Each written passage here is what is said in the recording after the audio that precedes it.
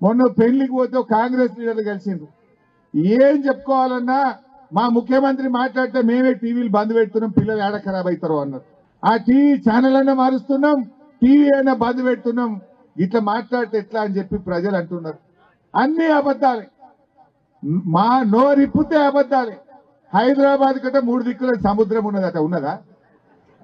ఈ ముఖ్యమంత్రి చెప్తాడు హైదరాబాద్ కు 3 దిక్కుల సముద్రం ఉంది అంటాడు. రాజీవ్ గాంధీ కంప్యూటర్ కనిపెట్టిండట, దిల్సుఖ్ నగర్ లో విమానాలు అమ్ముతారట. అరే ఏం మాట్లాడుడది? ఈ జనము వింటున్నారు అనే కొద్దిగా సోయన్న ఉండద్దా ముఖ్యమంత్రికి?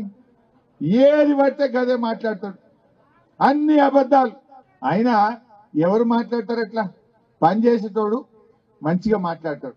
పని శాతగానోడే ఎవడైతే ఓటమి పాలవుతాడో వాడు నోరు జారుతాడు, అంతే కదా? శాతగానోడు అబద్ధాలు ఆడతాడు. ఈ రకంగా రేవంత్ రెడ్డి ప్రజల్లోకి వచ్చి ఇదే బట్టి విక్రమార్క, ఇదే రేవంత్ రెడ్డి బాండ్ పేపర్ మీద 100 రోజుల్లో 6 గ్యారంటీలను సంతకాలు పెట్టలే. వీళ్ళు ఇల్లు తిరగలేదా? ఒక్క గ్యారంటీని అమలైనాదే? నేను అడుగుతా ఆడిట్లా.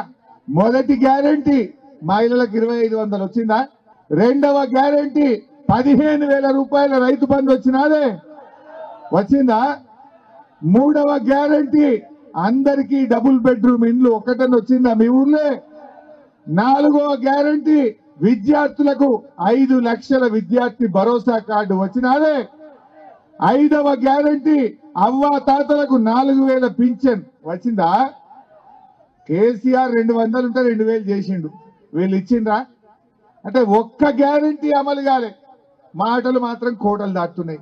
మరి ఏడాది నిండింది, ఆత్మవిమర్శ చేసుకో, ప్రజల క్షమాపణ చెప్పు.